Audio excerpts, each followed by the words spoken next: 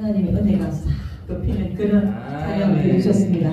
이어서 우리 서만선 목사님 나오셔서 말씀 전해주시겠습니다. 참 하나님 감사합니다.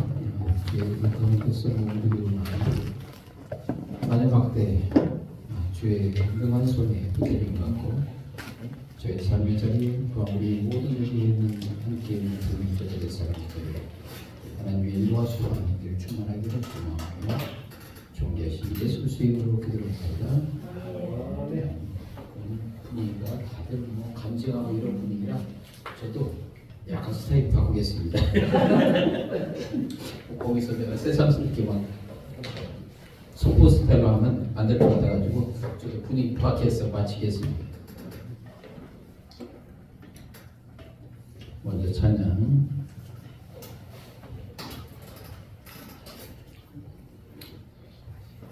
아까 아도나이 했으니까 이제 십자가 그 사람입니다.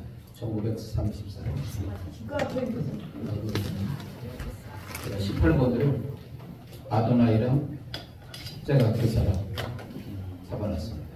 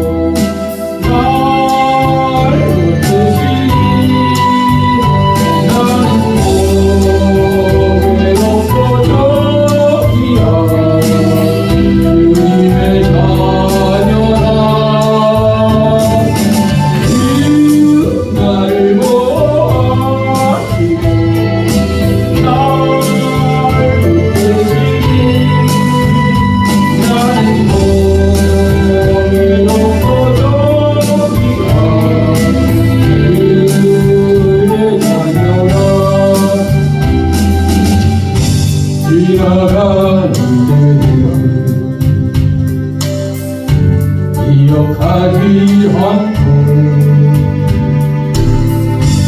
이별에만 모든 일 생각지 않으리 사막의 강물과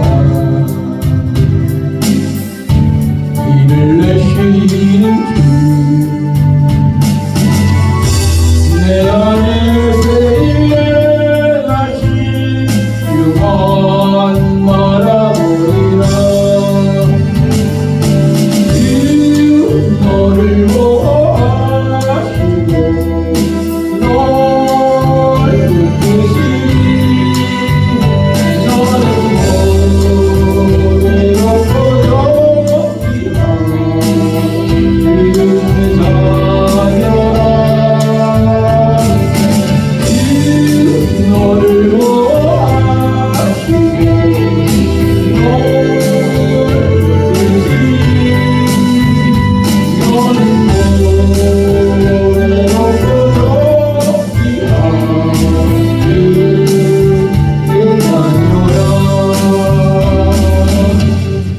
아멘. 오늘 본문 말씀은 요한계시록 11장 1절에서 12절까지 말씀입니다. 상당히 길죠? 길어가지고 저는 다 안 읽고 3절에서 한 7절까지 읽겠습니다. 내가 나의 두 증인에게 권세를 주리니 저희가 붉은 베옷을 입고 1260일을 예언하리라. 이는 이 땅에 주 앞에 서는 두 강남나무와 두 촛대니 만일 누구든지 저희를 해하고자 한즉 저희 입에서 불이 나서 그 원수를 소멸할지니 누구든지 하려 하면 반드시 이와 같이 죽임을 당합니다.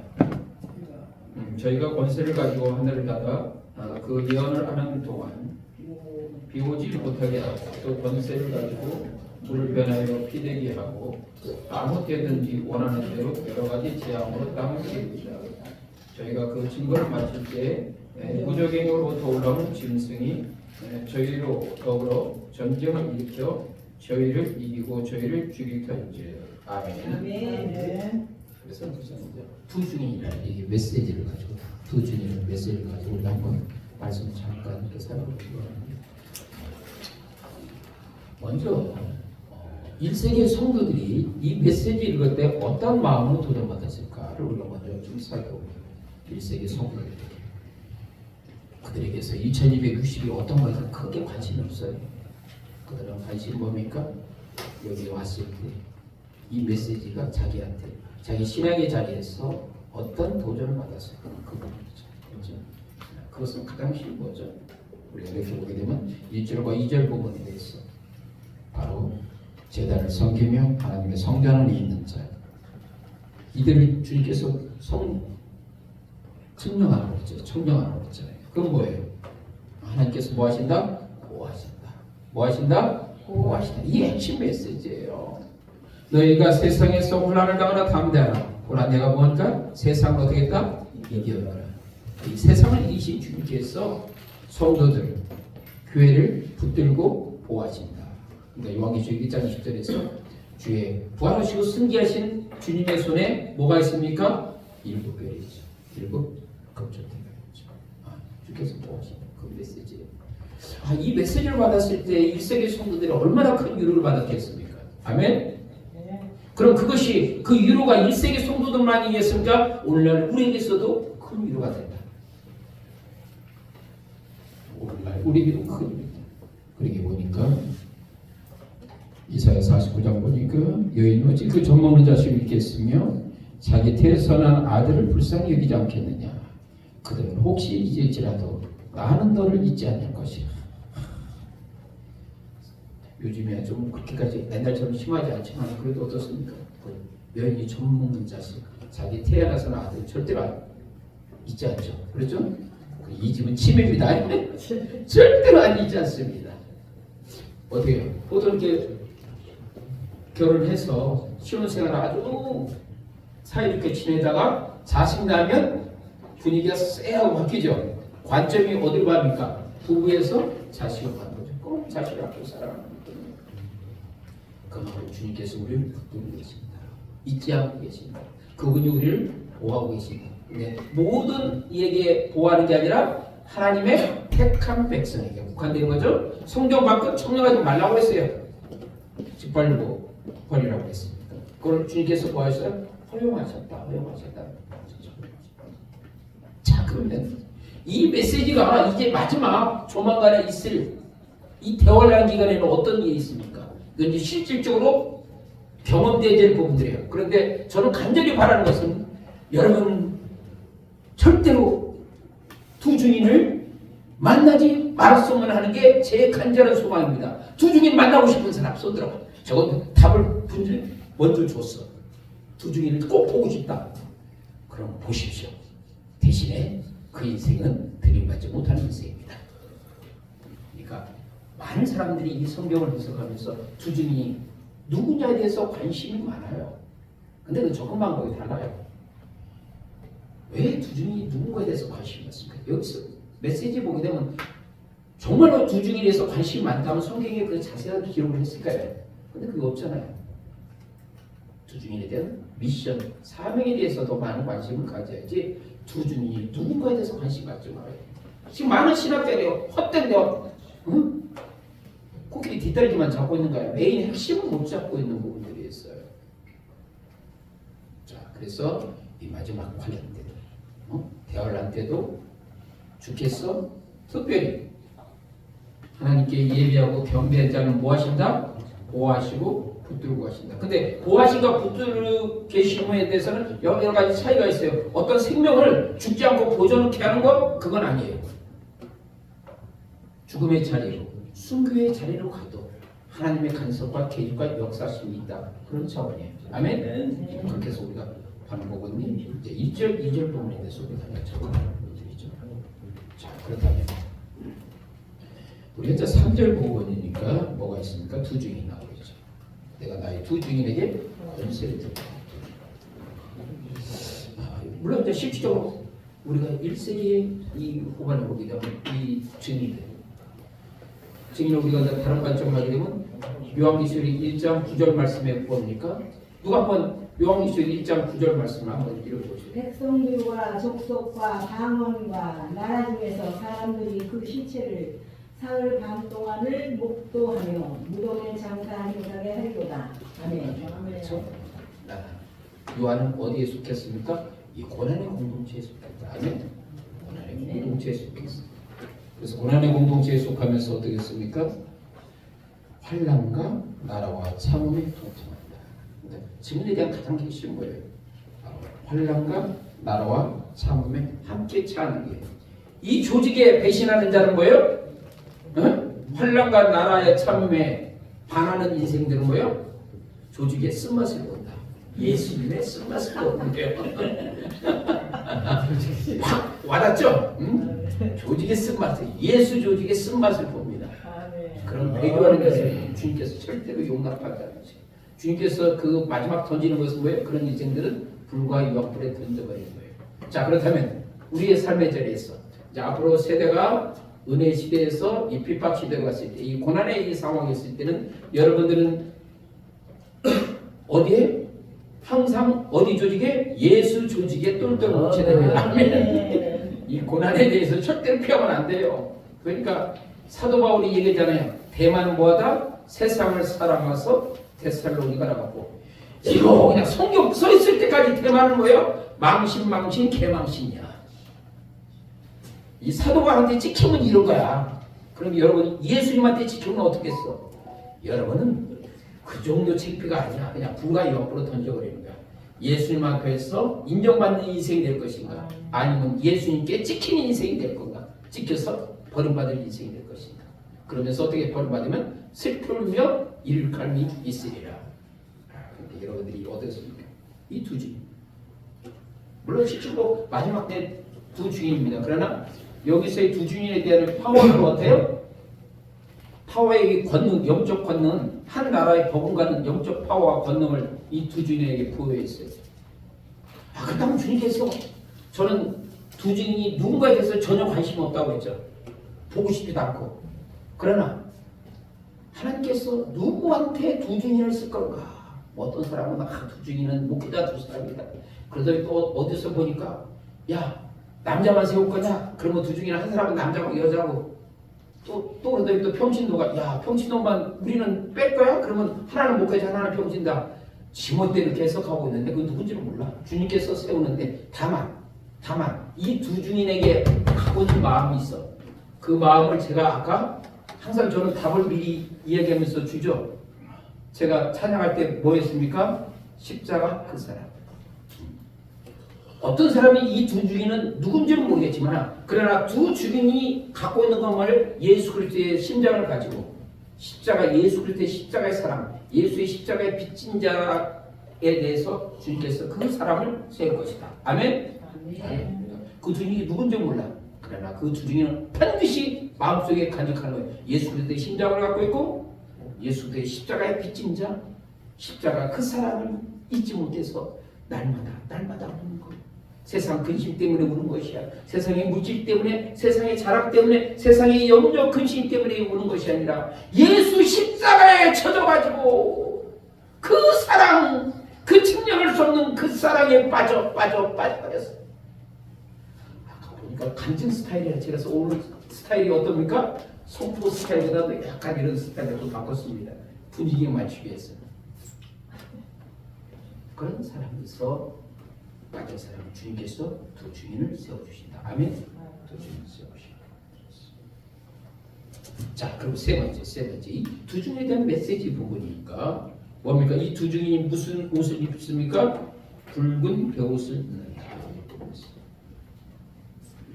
붉은 베옷을 입는 가장 핵심의 그 메시지 이미지 많은 그 대중들 앞에서 붉은 베옷을 두 중이 입었을 때 주는 메시지의 이미지는 뭡니까? 회개 촉구예요. 회개 촉구. 마지막 때 두 중인의 삶은 뭐예요? 시대에서 하나님을 떠난 인생들, 강팍한 인생들, 목이 곧은 인생들, 그들에게 뭡니까? 회개 촉구하는 거예요. 회개 촉구. 근데 실질적으로 마지막 이쪽에 보니까 그들은 어때요? 두 중인의 죽음에 대해서 슬퍼하지 않고 뭐였어? 오히려 기뻐하더라. 기뻐하더라. 그만큼 강팍하고 완고하기 때문에 깨지지 않는다.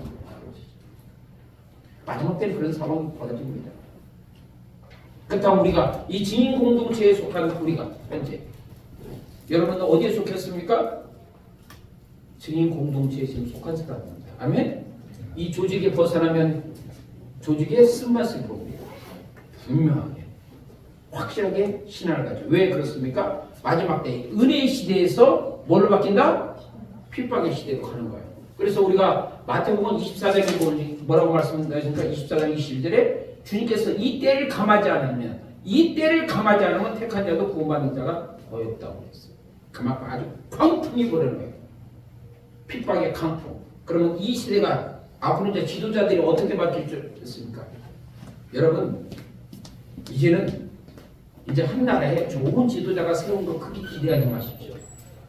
이 세상이 전체적으로 보게 되면 악하고 폐역하는 나쁜 지도자들이 세워집니다. 왜? 그들이 마지막 그 어둠의 세력과 같이 하나가 돼서 믿는 자를 핍박하기 위해서 그들이 세워지는 거예요. 그것은 무엇 때입니까? 하나님의 허용이에요. 하나님께서 허용하시는 거예요. 그런 부분에서 마지막 때 부분에 대해서 그런 상황, 그런 것들이 벌어지는 거예요. 왜? 그러면 우리 사람들이 제대로 된 지도자를 뽑으면 되지 않느냐라고 하는데 그때는 사람들이 미혹돼 가지고 올바른 그분을 판단력을 잃어버려요. 올바른 지도자를 세울 수 있는 그 분별력이 사라져버려요. 그래서 그런 악한 지도자를 세우고 거짓되고 위선된 지도자들, 귀가 가려워하죠. 그들은 도리어 어떻습니까? 믿는 자들을 핍박하는 거예요. 그러니까 지금 저기 보여 국회의원들이 기독교 과정이 말살시키려고 그 법원까지 제시하는 그런 무지막지한 행동을 하잖아요. 근데 그것보다 앞으로 그 이상의 행동을 한다는 얘기예요. 자, 이런 세대를 향해서 우리가 오늘날 이 시대에 주님께서 주신 오늘 우리에게 주신 미션은 뭡니까? 일단 1세기 당시에 성도들에게 주는 미션은 뭐예요? 1세기 성도들이 맨 처음에 이걸 본 1차 독자잖아요. 그들에게서 뭐예요? 너희들이 그 당시에 이 황제 숭배나 우상 숭배에 앞서서는 노무와 제국 앞에서 그 성도들의 삶의 자세는 뭐예요? 붉은 베옷을 입고 세상을 향해서 복음을 선포하라는 얘기예요. 붉은 베옷을 입고 그들의 죄가 바로 내 죄인 것처럼 내 죄인 것처럼 그렇다면 1세기 성도들에게만 주는 이 메시지입니까? 바로 하나님께서 오늘날 주는 메시지라는 얘기예요. 어떤 메시지? 내가 바로 붉은 베옷을 입고 이 세상을 향해서 그들의 죄가 내 죄인 것을 하면서 주의 용서해 주옵소서. 그게 필요하다는 겁니다. 아멘. 네 번째 이 두 중인의 메시지입니다. 두 감람나무와 두 촛대라. 스가랴 4장 2절에 보니까 그가 내게 묻되 내가 무엇을 보느냐? 내가 대답하되 순금대대가 있는데 그 꼭대기에 주발 같은 것이 있고 또 그 등대에 7 등잔이 있으며 그 등대 꼭대기에는 등잔에는 7관이 있고 했을 때 이 두 감람나무와 두 촛대는 그 당시에 스룹바벨과 여호수아 부분을 가리키는 부분이고 오늘 이 부분에서 두 감람나무와 두 촛대는 뭡니까? 바로 핵심이 뭐예요? 어두운 세상을 밝히는 부분이에요. 그렇죠? 감람나무는 기름을 공급하는 거고 촛대는 불을 밝히는 부분이죠. 어두운 세상을 밝혀요. 자, 세상은 어떻습니까? 갈수록 어둡습니다. 그렇죠? 세상이 칠같이 어두울 때 뭐가 나타납니까? 새벽별이 나타나는 거죠. 새벽이 경험하게 되는 거죠. 자, 이 세대가 보니까 갈수록 칠처럼 어두워가고 있습니다. 그렇죠? 우리 이 마지막 때를 살아가고 있어요. 그런데 마지막 때를 살아가는 우리 인생은 그래도 때로는 우리나라에 있어서는 감사하죠. 무려 몇 년 동안 전쟁을 경험하지 않았어? 70년, 5천년 역사에 이렇게 장구하게 전쟁을 경험하지 않은 거 얼마나 축복이에요. 정말 감사해요.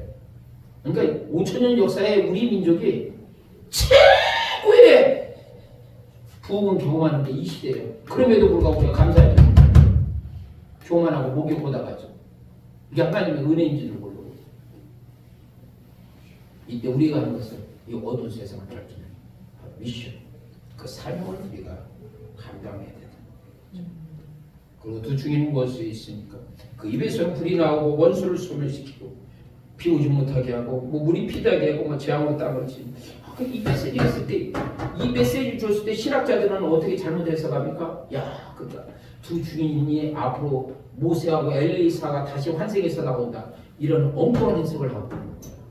그러니까 답답해. 머리가 돌대가리니까 그런 해석을 하는 거예요. 적어도 1세기 성도들에게 있어서 두 주인의 어마무시한 능력과 권세를 뭘로 표현하겠어요? 아, 모세 같은 이, 엘리야 같은 이 생각하면 느낌이 파고 안 와요? 안 와요? 오잖아요. 그러니까 정말 그것을 만든 거야.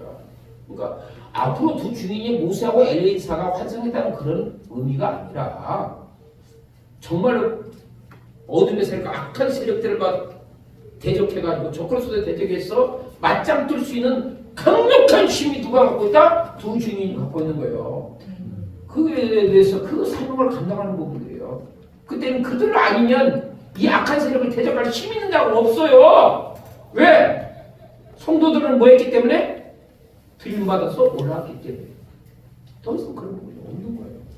그래서 주께서 마지막 그 어두운 세상에 빛을 밝히기 위해서 두 주인에게 그 어마무시한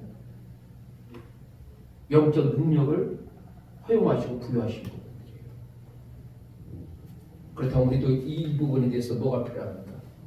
이 마지막 때에 대했을 때 우리가 복음을 전할 때 어땠습니까? 사도 바울 있잖아요. 고린도 교회 했을 때 내가 너희들한테 복음을 줄 때 말과 지혜의 아름다운 것으로 하지 않고 뭘로? 성령의 나타남과 능력으로서. 아멘? 성령의 나타남. 왜 사도 바울이 고린도 교회에서 그런 얘기를 했을까요? 아덴에서 사도 바울이 폼 잡았잖아요. 야, 이 지성의 도시에서 내가 탁월한 수사학을 발휘해서 이들을 변화시키리라 했는데 개망신 당하고 고린도 왔습니다. 실질적으로 그렇게 많이 복음의 열매가 맺지 못했어요. 빌립보나 데살로니가 이 교회에 비교했을 때 아덴에서는 그렇게 열매를 많이 맺지 못했어요. 소수였습니다. 사도 바울은 그걸 깨달았어. 그 탁월한 이 복음 전도다. 사도 바울도 한때 그런 마음을 가졌어. 그렇다면 우리는 어떻게 했어? 우리 또 더 연약하니까 그럴 수밖에 없잖아요. 뭐 사무엘은 그렇지 않았나? 아, 저기 뭐야 그 기름 부으러 가려서 이새에 거기서 만나서 이새 아들들 딱 불렀을 때 그 영적으로 탁월한 사무엘이 다윗을 제대로 알아봤어요? 안 알아봤어요? 못 알아봤잖아요. 그냥 키 크고 장대한 그 장손 엘리압 보고 아, 이게 엘리압이 이거 저기 뭐야 기름 부을 대상 아닌가 착하게 했잖아요. 기름 부은 줄 알았잖아요. 그 인생은 뭐 영적으로 높나 아니나 다 도진 개찐이에요. 그 정도밖에. 우리가 마지막 주님께 숨었으면서 내 능력, 내 힘, 내 지혜 말고 성령의 나타남과 능력을 통해서 하면 복음 증거는 증인의 사명을 우리가 감당해야 되겠습니다. 그리고 또 두 주인은 어떻습니까? 죽잖아요. 이것이 왜 주님께서 이 두 주인에게 이 죽음을 허용하고 이 메시지 부분이 어떤 부분인가? 그건 더 깊은 얘기가 있으니까 여기 짧은 얘기에서는 할 수는 없고 마지막 그 증인이 승천돼서 그런다고 하늘에 올라가는 부분을 통해서 다시 생명력을 회복하는 부분입니다. 자, 그래서 마지막 주를 위해서 죽는 자는 주님께서 다시 영원한 생명으로 회복하신다. 그래서 우리에게 부활의 능력을 썩을 것이 썩지 않을 것으로 약한 것이 강한 것으로 육의 몸이 실험으로 받았다. 그래서 5장 1절 우리의 육신의 장막이 무너지면서 손으로 짓지 않은 하나님의 영원한 집이 우리에게 있습니다. 이 소망 가지고 마지막 때 우리가 증인의 사명 가운데서 오직 하나님 기쁘시는 복된 인생 되기를 소망합니다. 참 좋으신 하나님 감사합니다.